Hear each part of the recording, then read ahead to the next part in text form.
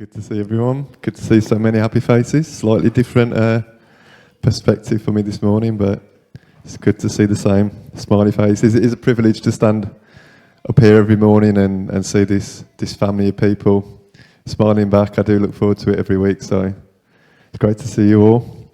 We're continuing our Heroes of the Faith series, looking at Peter this morning. So just going to give a bit of an introduction to Peter and who he is, and then we'll dig into some examples and see what we find. So many of you will know he was obviously one of the primary disciples in the New Testament. He grew up in a Jewish community around the Sea of Galilee. He was likely supported and trained up in that community. He would have been aware of Old Testament teachings, Old Testament prophecies. He probably attended a synagogue from a young age. So he was educated to a degree. He was aware of a lot of the things that we read about from a young age. But obviously he wouldn't have been trained up to rabbi standard. It was common for men in that age to be mentored into a trade, and we know that he was a fisherman. He seemed to work closely alongside his brother Andrew and James and John, who also became disciples. Likely they were mentored under Zebedee. And he seems fairly successful in his job. All seems to be going fairly well. He seems to be doing well, seems to have his head screwed on, he seems to be doing things okay. Personally, he's got a reputation for being a bit brash, a bit loud. Have you ever met those people who it's almost like they have no filter, they just speak out loud? He was one of those. Maybe he could have done with thinking twice before he spoke, but that was the guy he was. He seemed to be one of the loudest ones in the room, natural leader, happy to speak out on behalf of others, be the spokesperson. So he was bold in that sense. He was good in that sense. He was often mentioned as the first of the disciples in lists of names, so it's likely he would have been a fairly prominent figure, possibly the go-to person, the lead person in the 12 disciples. But unfortunately, people seem to remember him just as much for the things that he got wrong. He did have a habit of putting his foot in it sometimes and getting things wrong. But he was trying. He was putting himself out there.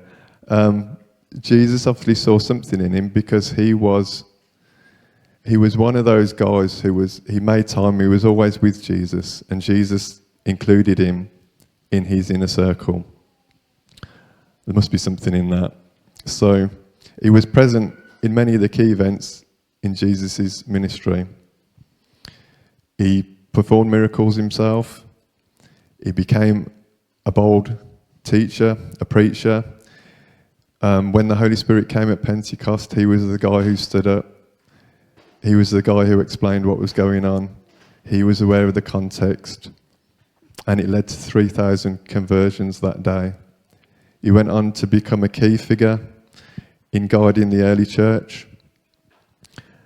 And he was another guy who united, being a Jew, he united and included the Gentiles. He made it clear that Jesus and church is for all of us. So we're going to look a little bit at how Jesus treated Peter. Just to go back and explain one thing, there is something slightly confusing about Peter, and that's his name, or his names. He was born Simon, so he's sometimes called Simon, he's sometimes called Peter, he's sometimes called Simon Peter, he's sometimes called Cephas, sometimes called Simon, son of John. But it's all the same person. He's almost got as many names as Jesus himself. Right, so we're going to look a little bit about Peter's template for life, and we're going to go back to the beginning of when Peter first met Jesus. So to put things in context, this is a period in time when Jesus is just starting his ministry. He's been baptized, he's gone through the temptation in the wilderness, and people are starting to recognise that there's something a little bit special about this Jesus. He's starting to gain a bit of a following.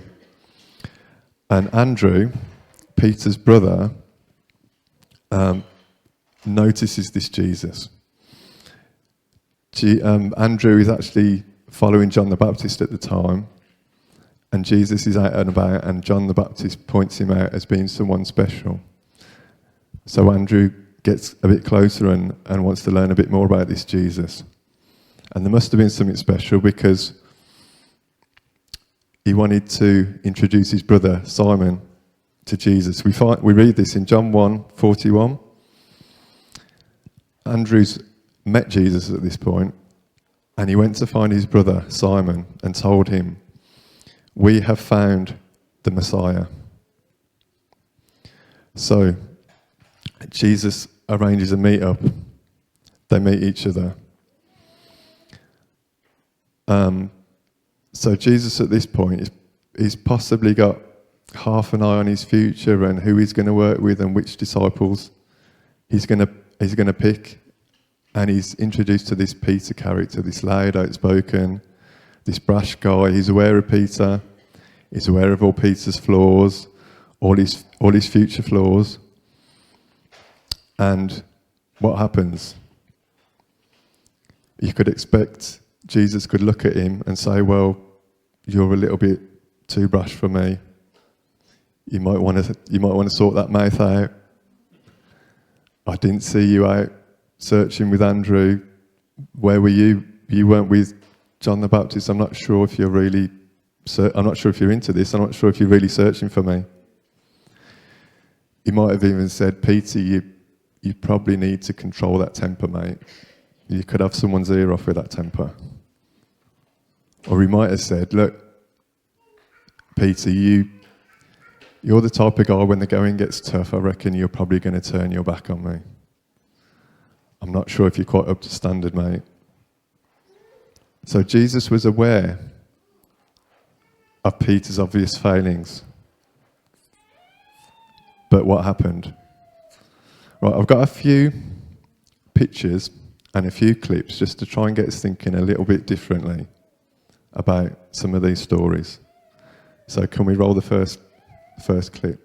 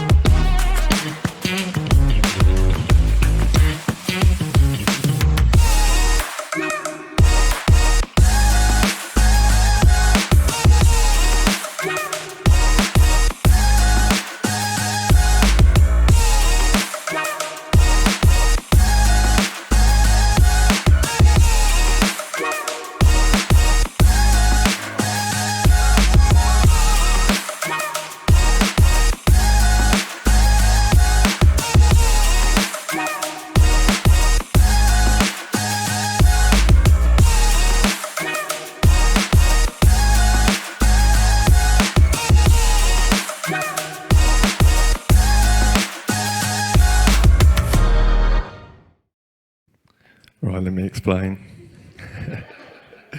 That was obviously a skateboarding highlights video, a bit of a trip down memory lane for me. And it might not have meant a lot to you. But I just want to explain something about skateboarding. There is a culture of celebrating success. If we're into that, we all remember 25 years ago when Tony Hawk did the first 900 at the X Games, and we felt like we'd put a man on the moon. We remember when Danny Way jumped out of a helicopter and landed on a ramp, and when Rodney Mullen did a 360 flip, but you don't understand what I'm talking about. We remember these things, and we celebrate the success.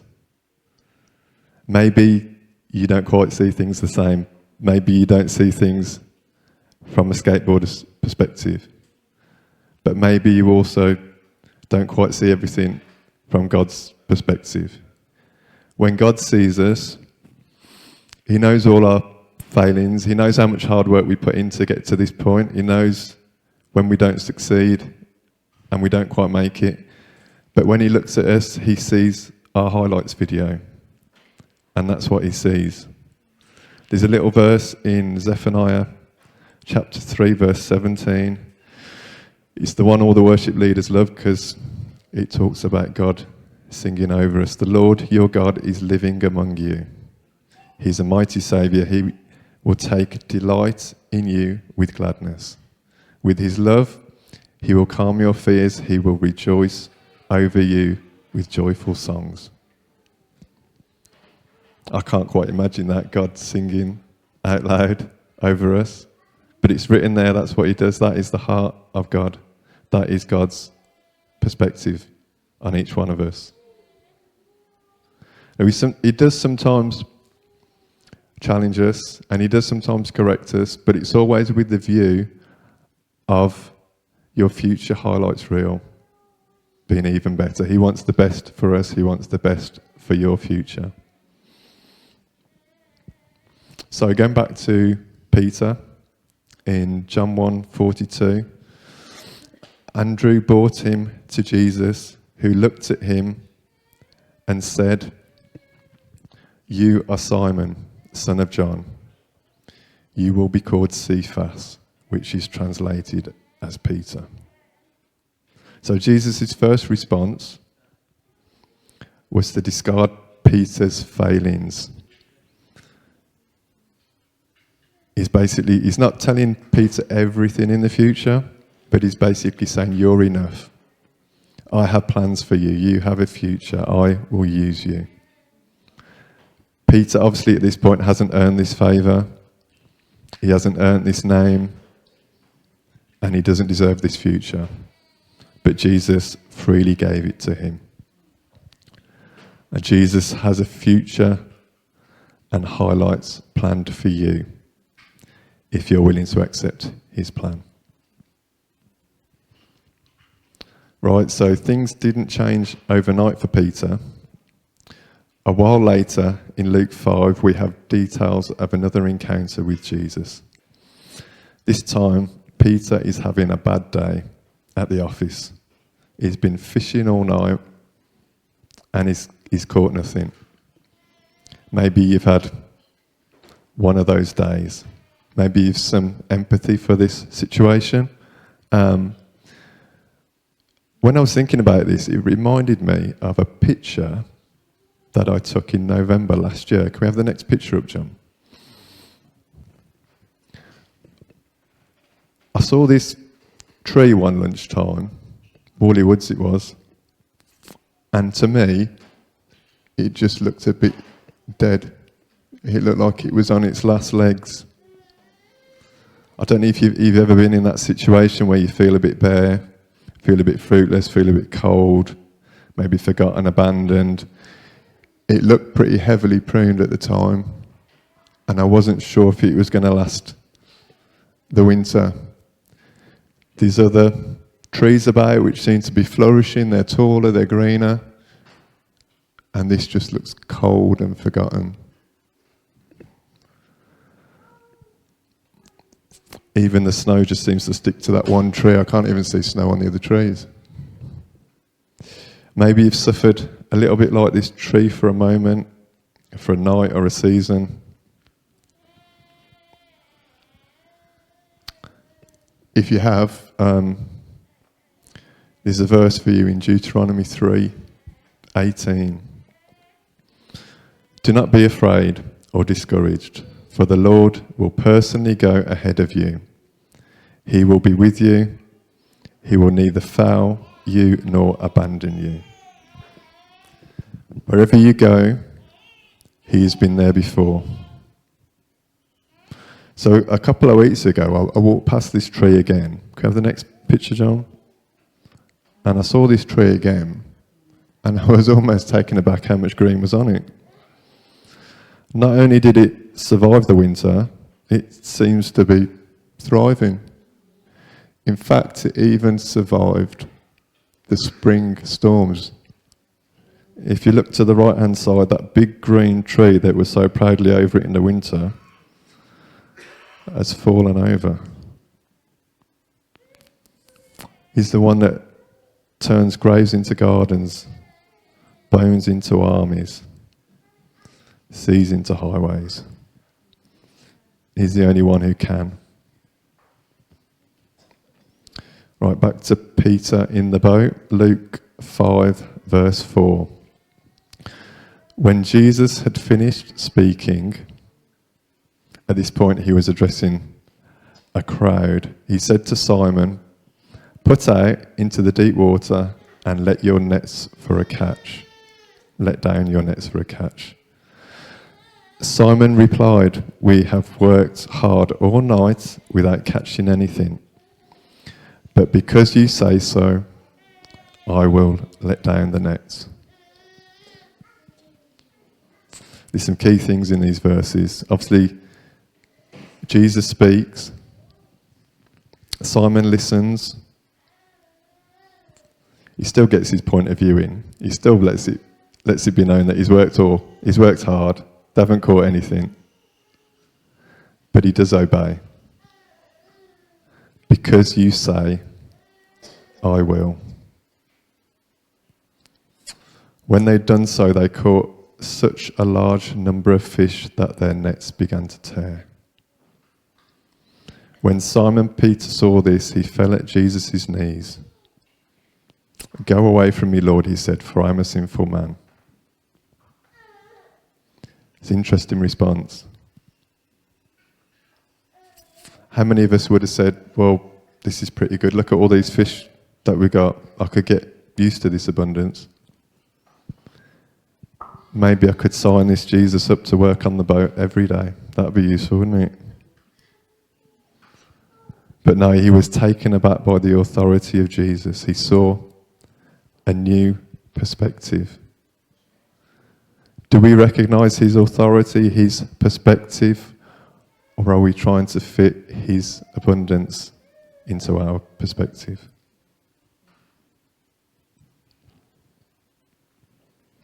Jesus' reply, verse 10, "Do not be afraid. From now on, you will catch men."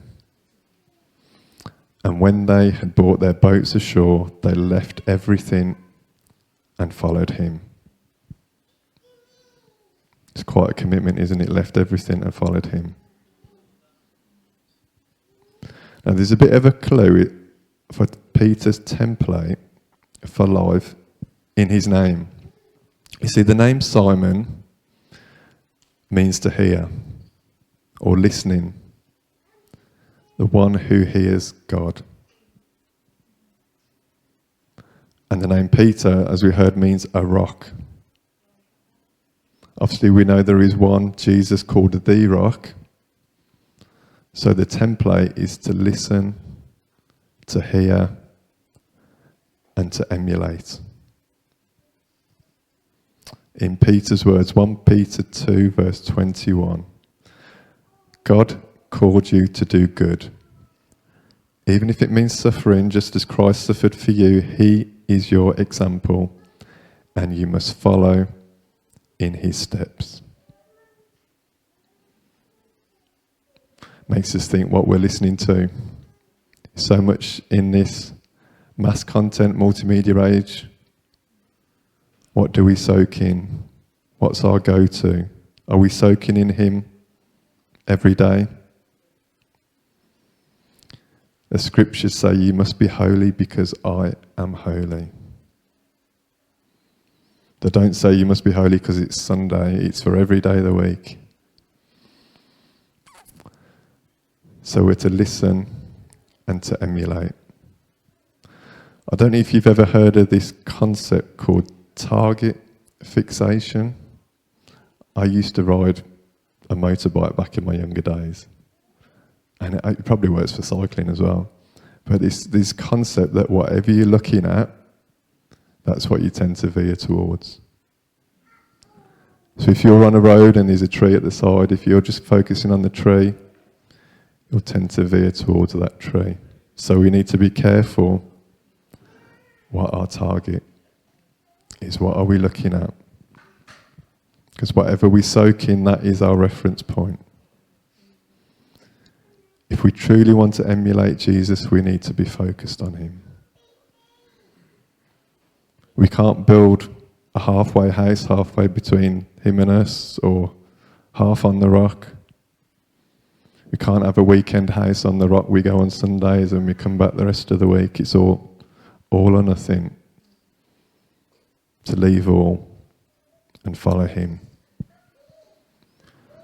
So I just want to encourage you to know the one that we are emulating. You might recognize the next picture.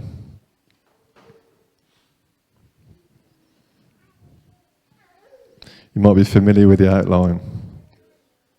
It's obviously Great Britain, mainland UK, England, Wales and Scotland. But can you point to where Portsmouth is? Or Inverness? How well do you know it? Do you know the roads that connect the two? The distance between? Do you understand the river networks? Do you know where the Severn and the Humber and the Thames are? If rain lands on that point there, do you know which river it flows into? We could spend a lifetime studying just one pocket of this geography and never understand everything. We'd never understand all the plant life, or the animals, or the weather patterns, wind, rain, temperature. There's always, even in just this simple thing, there's so much to learn. How are we with God? Do we just recognise the outline?